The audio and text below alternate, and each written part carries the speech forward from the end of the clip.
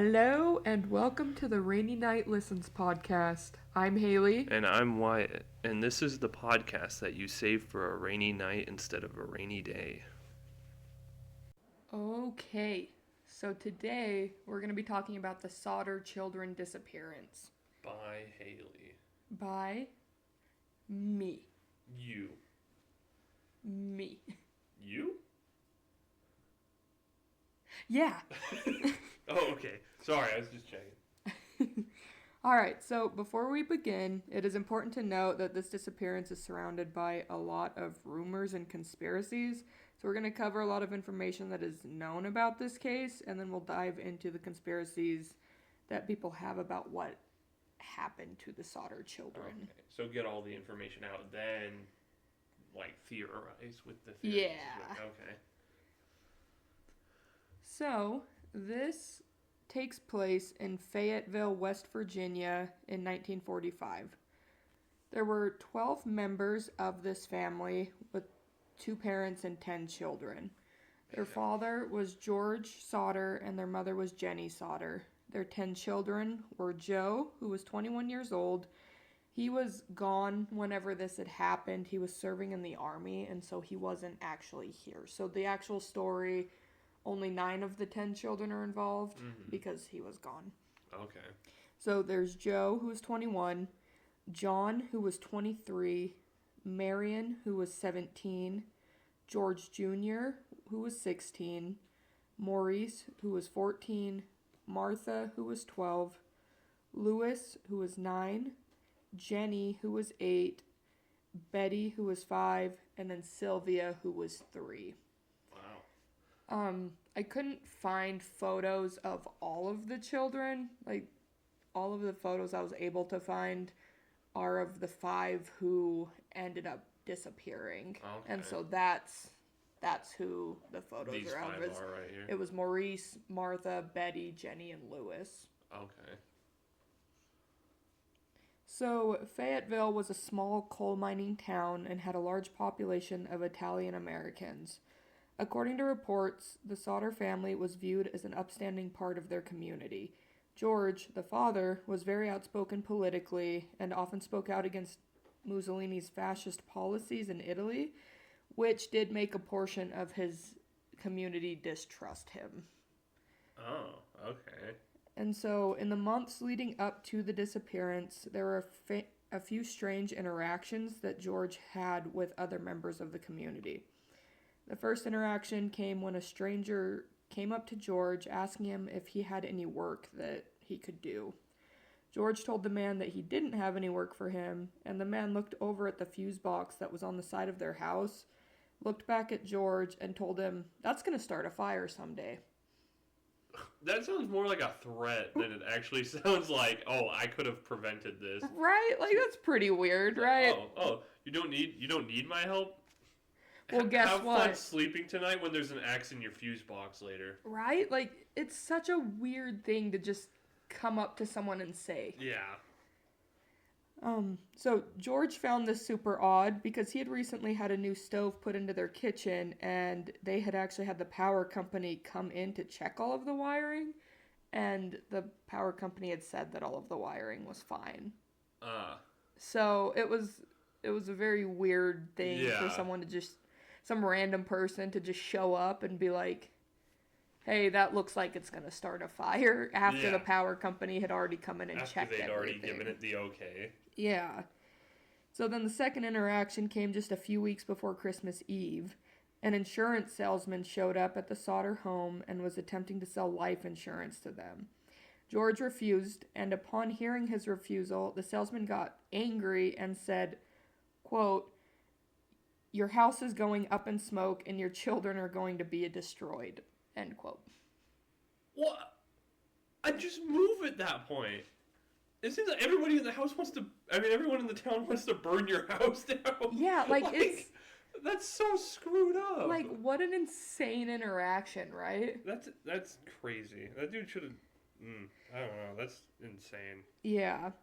And then it was also reported that one of the older Sodder boys had expressed that he had seen a car parked along the highway for a few days in a row, And he had said that the man inside seemed to be watching the Sodder children as they were coming home from school. What is... I don't have words for this. Yeah. This is... It's like they had it out for them from the start. Was this dude secretly like in witness protection or something? Like, I don't get it. That's one of the theories, is that there's like the reason why George ended up moving to West Virginia is like people don't know why. And so they speculate that maybe he had some ties to something politically that he was kind of getting away from. Was he one of the, you said Italian Americans? Mm-hmm. Was he one of the Italian Americans, or was he? Yeah, so their family is Italian. Okay. And so like him and his wife at different points in their lives had moved to West Virginia, and then those two ended up meeting and got married and settled down and like had a family and everything. Gotcha. It's making me feel like I'm sure this is going to be one of the theories. I won't like try to elaborate on it, but I feel like there's going to be like someone's going to be like, oh, he was probably part of the mafia or something, you know, like it seems a little, I don't know. This story just seems off from the beginning. That's all. It's just throwing me through a loop. Yeah, it's super weird. So now we'll fast forward a few weeks to around 10:30 p.m. on the night of Christmas Eve. George and Jenny were getting ready to go to bed along with their 3-year-old daughter Sylvia. Their oldest daughter, Marion, had brought some toys home for her younger siblings, so George and Jenny had told their kids that they could stay up a little later to play with those. Before the two parents went to bed, they reminded their two sons, Louis and Maurice, that they needed to go outside and shut the chicken coop and feed the cows before they went to bed. So then, sometime around midnight, Jenny woke up because their phone started ringing. She stated that when she answered the phone, the woman on the other end of the line asked to speak to someone that she didn't recognize. She also stated that she could hear laughter and what sounded like glasses clinking together in the background. So she ended up telling this woman that she had the wrong number and ended the call. Jenny then said that after this call, the house was very quiet. She could see that Marion, their daughter, was sleeping on the couch, and as she scanned the room, she noticed that the curtains were still wide open and the doors were all unlocked. So she thought this was odd because normally her boys would close the curtains and lock the doors when they came back inside, but she went around and closed and locked everything, assuming that the rest of the children had just gone upstairs and gone to bed. Yeah, like they were too drowsy or something. Yeah, and it's also like Christmas Eve, I feel like there's like a few reasons that could kind of like play into why maybe they weren't excited to doing go to like sleep their responsibilities at night, you know, and so that's true. But that leading into everything else that happens is very weird. Yeah, it's a whole lot of coincidences all at once for it to be like, I don't know. They say there are no coincidences, but I don't know. It's weird. Does it like say anywhere who the people on the phone were asking for? Like, did it give a name or anything? It just said someone she didn't know. Yeah, I couldn't find anywhere where it said a specific name, but later it was like being like in like the articles and everything that I was reading, everything that I saw said that whenever the police followed up with the lady who had made the call, she claimed that it was just a wrong number and that she didn't have anything to do with what ends up happening. Okay. So. Was that taken to be believed, or was it more of like as far as I could find? As far as we know. Yeah. Okay. That's fair. And so, after she closed and locked everything, she went back to bed, and then she woke up about half an hour later because she thought she heard something hit the roof. She later said that it sounded almost like a rubber ball because it hit the roof, rolled, and then sounded like it hit the ground outside. But she ended up falling back asleep soon after that happened. The next time she woke up, it was to the smell of smoke. So frantically, she and George grabbed Sylvia and ran out of the room and got Marion, who again was sleeping on the couch, Sylvia's the youngest one? Yeah, Okay, Sylvia so was it their makes sense. baby, like 3 She years was in old. the room with them then, Yes. right? Okay. Yeah. And got them out of the house, and then Jenny said that she started yelling up the stairs for her children as the flames were getting higher.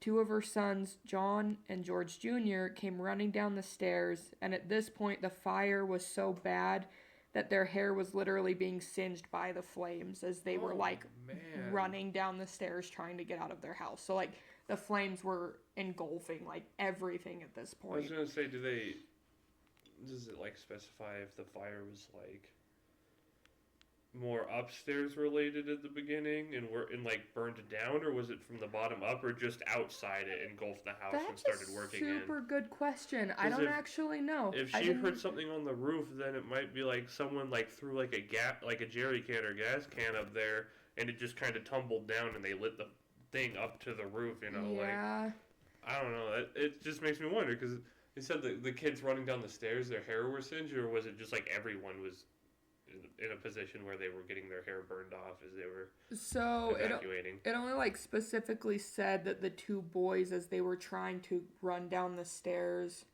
their hair was like being singed because the flames were so high at that point that it was like pretty much in their stairwell too. Gotcha. And so they were having to like get through They had to run through the fire to get out of the house. Like that was like their only way to like leave. That's so sad. But that is a super interesting question. I don't know. I didn't see anything about if they thought that it started upstairs or downstairs or. It's like if you're downstairs yelling up to your kids, I feel like that more than likely means they had a brief moment to be able to pause, you know, because if the whole house was on fire, I feel like parental instincts would be run upstairs and grab your kids. But if it seemed like the landing of the bottom of the stairs was like kind of clear, I don't know. I'm probably overthinking this, but no, I don't think so. It just makes me think like I don't know. Because it just makes me wonder how the house was burning at the time of them trying to evacuate. No, that makes complete sense because I agree with you that I feel like depending on where it started, I feel like that in and of itself would answer a lot of questions as to what exactly happened. Yeah, that's fair. I guess I should just listen to more of the story before I start jumping. Seriously, you're good. Like this is a super weird one and a super interesting one, and so don't be sorry for jumping in with questions and everything because it's a doozy for sure. So once George, Jenny, and then the 4 out of their 9 children were out of the house, George began looking for a way to reach the upstairs floor to save their other children. Okay. He attempted to find his ladder that he said was always leaning up against the side of their house because he would leave it up there because he'd go up there and work on the roof. He would clean the gutters, just things like that. And so he said that they always had that ladder leaning up against the house, and he couldn't find it anywhere. Perhaps it was used earlier that night by someone else, is the theory, I imagine. Well, later it would be found outside about 75 feet away from their home, laying in a ditch along like a road. How is that not... Okay, so people know for a fact that this was foul play, right? Like, this isn't just, oh, we don't know what happened. Yeah. Kind of thing. So, I think that the mystery more lies in they know that someone lit this house on fire. Yeah. But where these kids went is what the mystery is. I was going to say, because you only said 4 out of the 9, and we've got 5 listed now that were the supposed disappeared ones. Yeah. Okay. And so, yeah, they ended up finding the ladder a good ways away from the home, laying in a ditch by the road. That's crazy. So then he ran and tried to start his work truck. So he owned like a truck hauling company. So he hauled like supplies, coal, trucks. So I would imagine that these were pretty big trucks. Yeah, like bigger than a pickup, but probably not like a semi. If I had Yeah. like those in between ones that you see every so often on like farms and stuff. Yeah. So he ran to try to start one of his two work trucks because he figured he could drive them over next to the house. Yeah, and climb on and them. to try to like reach the upstairs to see if he could like get his kids out. Mm-hmm. But neither of the trucks would start. Oh my gosh. And so this was like, sorry. This no, was you're good. Way too premeditated to just be like oh hey, this guy's like an enemy of a couple people in town. Like there's way too much that went into this for it to be like oh no, someone we suspect foul play. It's like, no, people knew how to get trucks to like that. Pickup trucks and like work trucks, the bigger trucks, I imagine they're not the exact same under the hood. This was someone who knew what they were doing. Yeah. Someone who saw the ladder, moved it away, and then lit the house on fire. And I don't even have all the details yet. This is just crazy. Well, some people think that the trucks were tampered with. Some of them say that it was just so cold that they wouldn't start. Okay. But I feel like, because we were talking about this the other day, that so you've got George who is running this company. Mm. So I feel like it's fair to assume that especially at this time, because like even now, whenever people are driving those kinds of vehicles, part of the job is basic maintenance. Yeah. Like the basic skills of being able to like at least have a guess at what's going wrong with the truck. Especially here in the past, because like nowadays, you call people in to do maintenance on your truck. So back then, they had to know what they were working with most of the time. I feel like, because they couldn't just call someone up and be like, "Hey, I need someone to check on my truck." This is a dude who worked with these trucks every day and had to be able to like fix the problems as they arose, or at least quick fix it fast enough to get it to a mechanic or something. So and so it would be. It's really interesting because, like, we have, like, diesel vehicles, right? Uh-huh. And so, like, in the winter, your diesel will gel up, so you can't start your vehicle. But it's a very specific sound. Like, it just sits there and, like, wah, wah, wah. Like, because it can't start because the diesel isn't, like, liquid enough to be able to, like, run through like it needs to. Mm-hmm. And so it seems like... So people who think that it was just so cold that they wouldn't start, I mean, I guess we're just trying to assume that they were diesel. I feel like George would have known if that's what was wrong with the trucks. But it's the fact that they thought that there was something wrong with the trucks enough that they think that there was an outside force doing it. Like, I feel like he would have known if someone had messed with his trucks or not. Yeah. Especially, like, I was going to say, how long have they been living here? But they have not 10 kids. And how long was he, like, working for that company or running the company, I mean? Like, did it ever say? I'm sure it did. I didn't... Oh, you're good. I was just wondering, like, clearly they've been in this town for a long time, and he's been working this job for a long time, so... Yeah. Yeah. It's both trucks, too. Like... Yeah, like, and they were both the trucks that he had used the day before. Yeah. And so they were running fine. Man. So, while George was attempting to find a way into their burning home, Marion, their daughter, was attempting to contact the fire department, but their phone wouldn't work. So she ran to a neighbor's house, and they were able to call through, but the operator wasn't available. I could almost see that because it's late at night, but at the same time, like, the fire department should always be able to pick up a phone call. A fire could happen at any time, especially at night. People fall asleep, like, smoking or anything of that. Like, that's... I will say that at this time, I don't necessarily know if, like, 911 was a thing. I don't know exactly when that became, like you'd have to directly call that specific... And it was more of, like, okay, if we can get a hold of someone, then they'll call this person, and then both of them will call 2 more people, and then those people will call 4 more people. Like, it was more of, like, a phone tree kind of thing, where whenever you had issues, it was more like that was the way that you had to get a hold of them.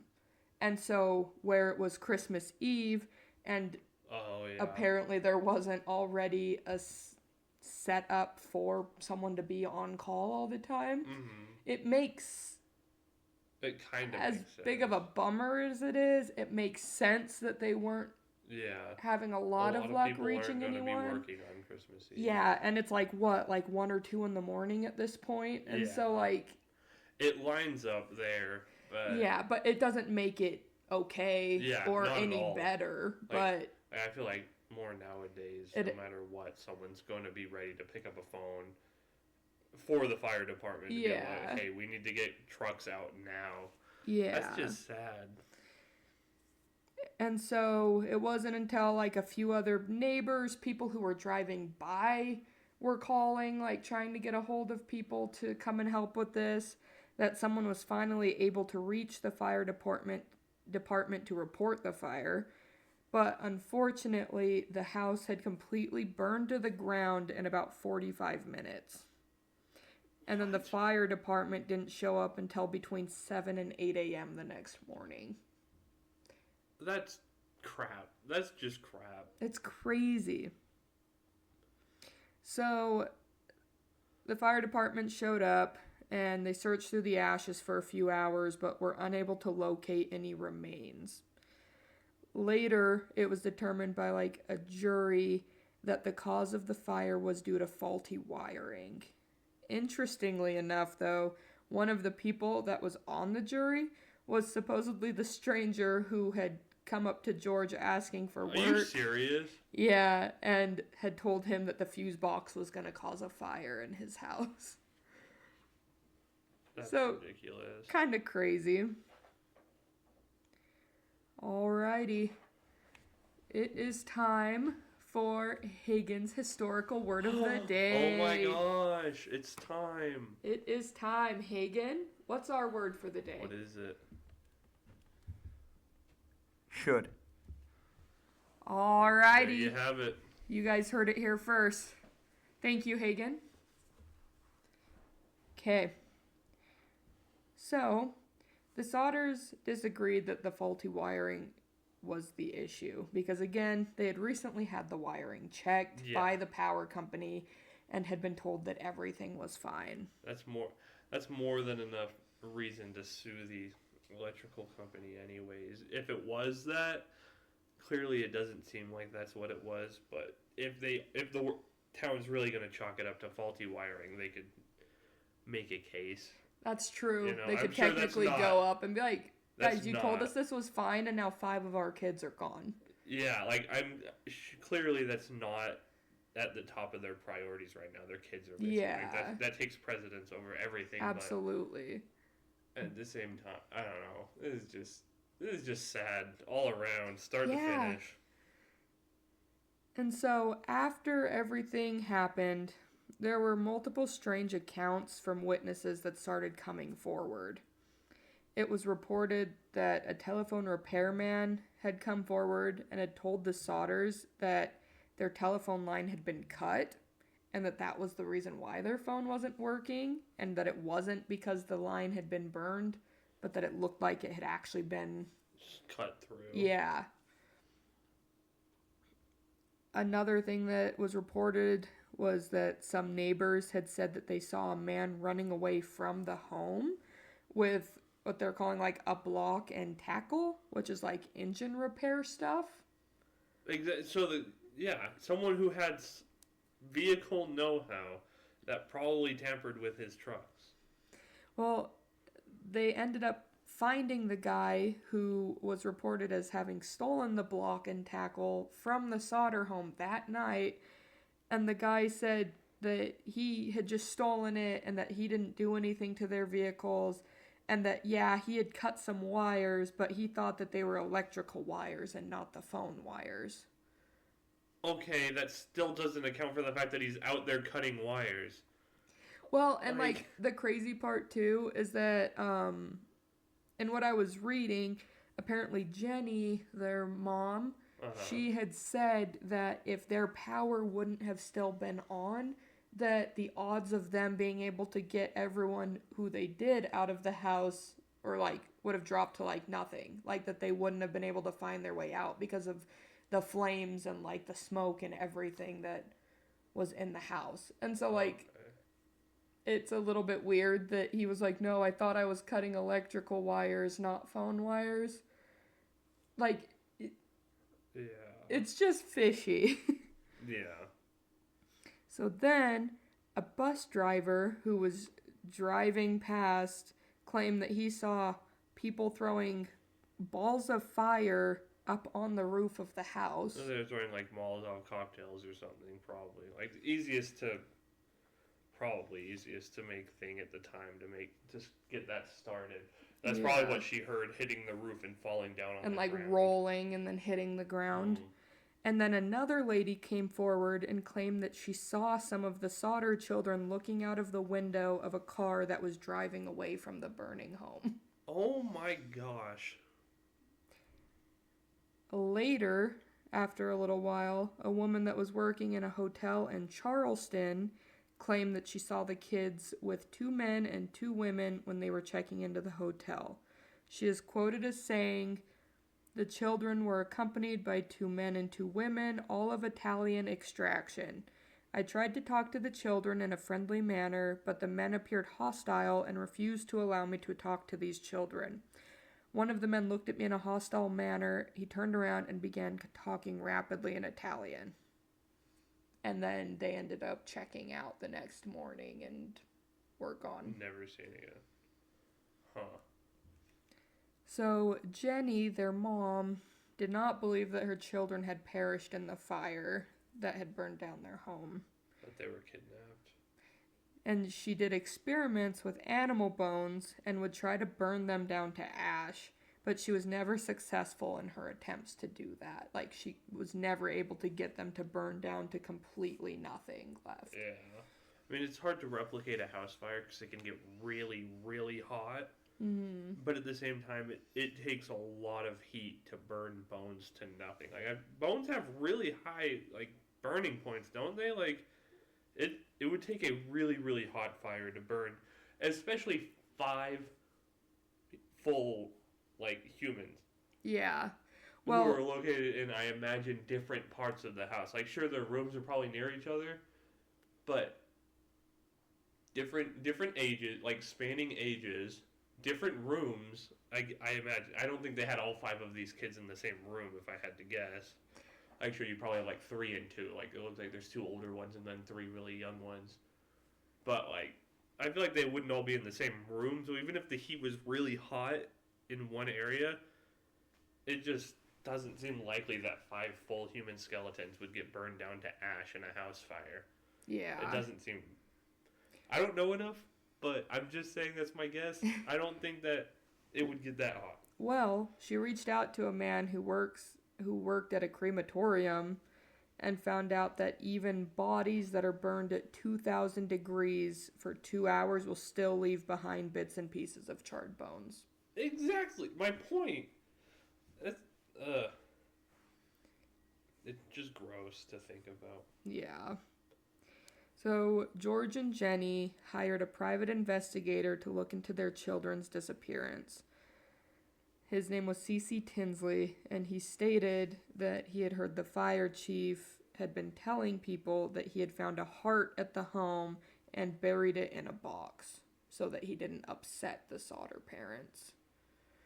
So, Tinsley contacted the fire chief, and he took him to where he had buried the box, so they dug it up, got it. It did look like there was some kind of organ in the box. And so he ended up taking it to a funeral director who was looking at it and said that it was a chunk of beef liver and not a heart.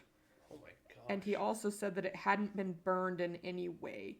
So there was no way that it would have even been in the home at the time of the fire. Another cover-up to try to throw off the private investigator. Yeah. So later, it would come out that the fire chief had staged it to try to get the Sodders to stop investigating what was going on. How is that not evidence enough? Like, they eventually pin this on someone? Or was this still said to be just faulty wiring? And so I think that the official determination was that it was like the faulty wiring, because that's what the jury had found. And then I think that the fire department had said also that it was because of faulty wiring, at least during like this time.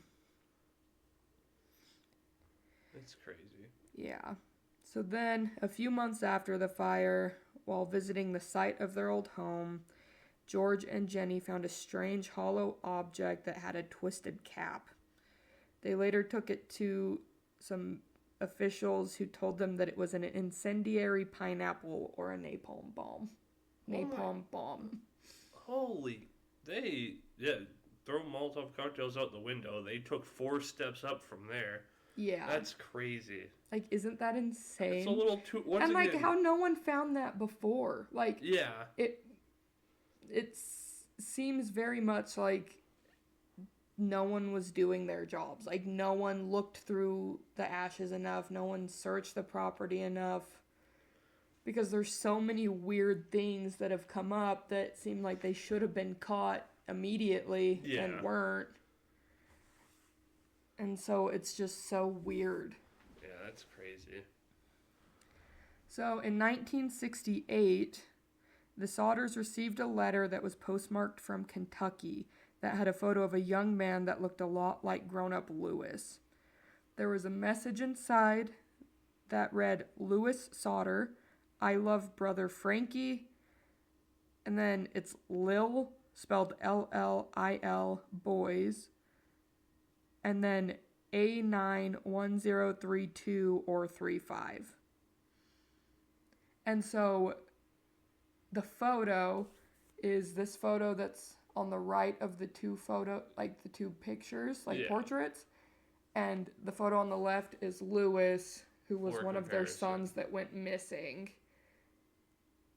And so compared to the picture that they received along with this message, they, like George and Jenny, thought that that was their grown-up son and that he had survived the fire. It looks like, I mean, compare the, I was looking at, like, the eyebrows in comparison side by side, and then look at his ears. Yeah. Like, the ears look even the way that he, like, holds his mouth, his nose, like, his eyes. Yeah, his chin shape. It does seem very viable that this could be him grown up. I'm not going to say that it is, obviously. Yeah, because there's no way for anyone to know for sure. It's very easy to find someone who looks like another person, but a lot of, like, the bone structure seems right. I mean, look at his chin in both side by sides. I know the one on the left has, like, a shadow over his chin, so it's hard to see the exact shape of it. But, like, even his ears, you can kind of see, like, I don't know. Once again, I'm not going to say this is him. It's just they do look very similar. Well, and it's very weird that it came with the message that says Lewis Sodder. Yeah. And then what the rest of that means, who knows? Yeah, but why would whoever kidnapped the children, if someone did kidnap the children, why would they just take them and raise them? That's what's getting me, is like, I don't understand. Maybe I don't know enough about what drives people, but I feel like, so some of, like, the theories and everything are that they were taken and trafficked.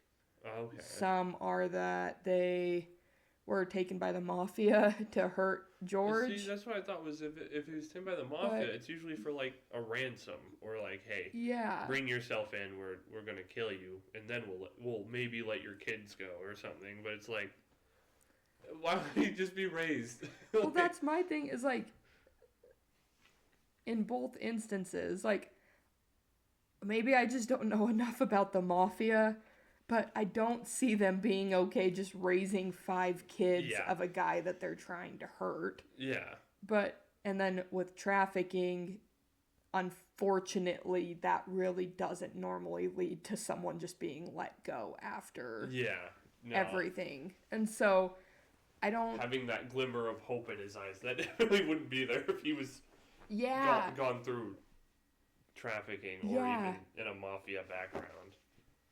Like, it's so bizarre. It is. And so, unfortunately, this, along with a string of other sightings and things like that, never amounted to them finding out what happened to their children. Mm-hmm. And so, like we said earlier, there are multiple theories about what happened to them on Christmas Eve that year. Some people believe that they really did die in the fire, and that from the home burning and then smoldering, that it basically cremated all of them. Mm-hmm. Some people think that the local mafia branch was trying to recruit George or extort money from him, and so whenever he declined, in an attempt to hurt him, kidnapped his children and then burned his house down. But none of these have ever had any solid proof that shows exactly what happened to the children that night. Gotcha.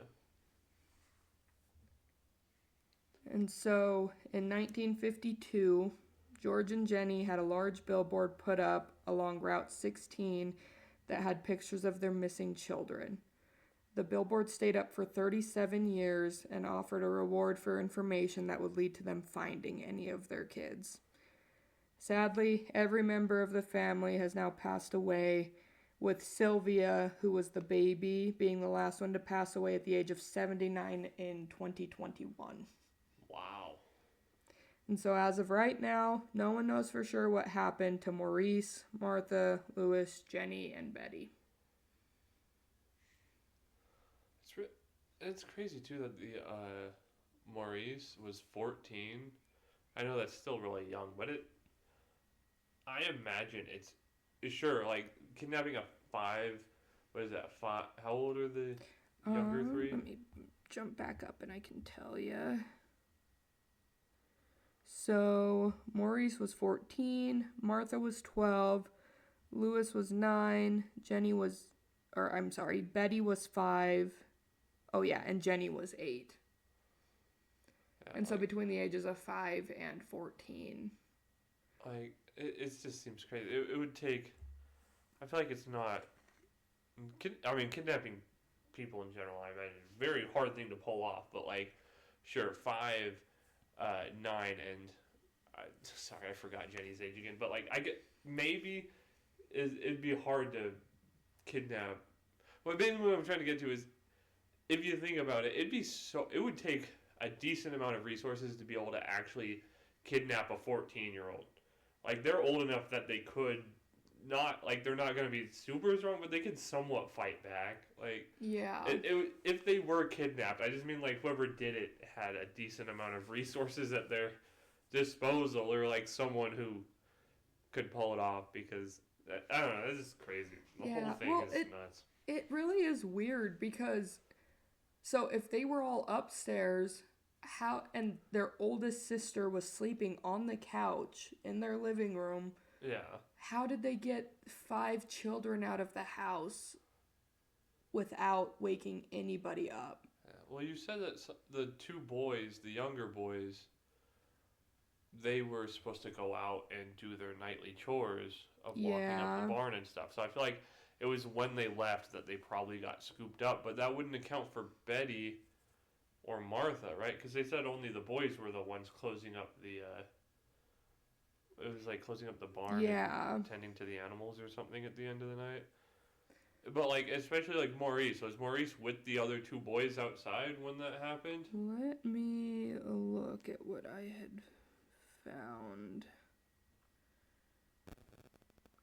So it was Louis and Maurice who were supposed to go outside and close everything up. And so, yeah, it was those 2 boys.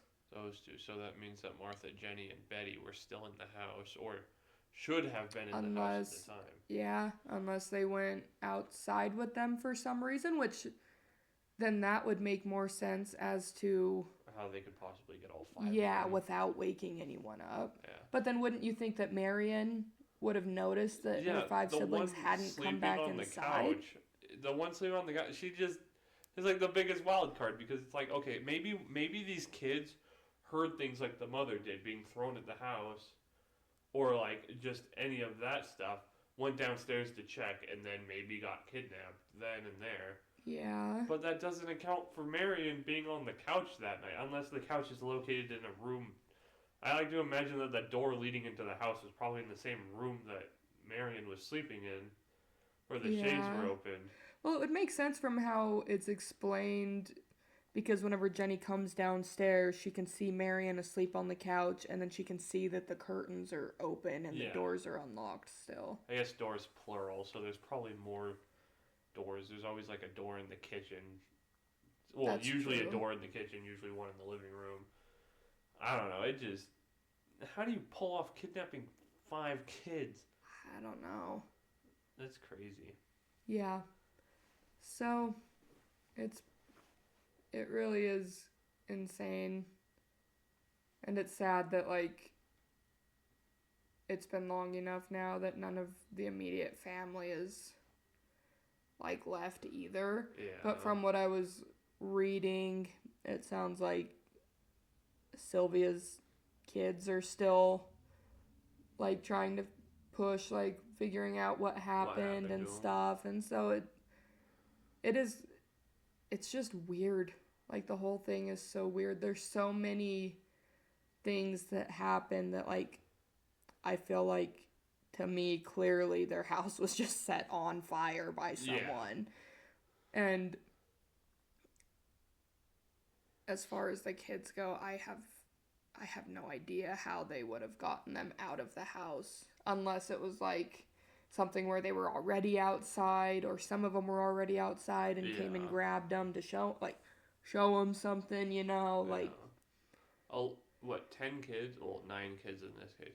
9 kids is hard to manage, so I wouldn't put any blame on the parents, but I could see it, like, they were like, okay, you know, get your stuff done and get to bed, and they themselves were, like, preparing to go to bed. So I would understand if they didn't have a full, like, count of all 9 of the kids before going to bed. Yeah. Like, this could have happened earlier on when they were still winding down for the day. That's true. But that's not something to fault the parents over, though, because that's a lot of kids. Yeah. But at the same time, it just, I don't know. Clearly, there had to have been some sort of foul play going on. There's no way there wasn't. That was, once again, way too many coincidences to not be, this is Final Destination level coincidence. This is not just, oh no, that was unlucky, that was unlucky, that was unlucky. It's like, oh, why was the guy cutting wires in their house in the first place if he was just stealing a mechanic's kit? You wouldn't need to cut any wires to steal one of those. Yeah. Just pick it up and walk out with it. Yeah, it's pretty crazy, but we'd like to know what you guys think about this. And until next time, we'll see you later. See ya.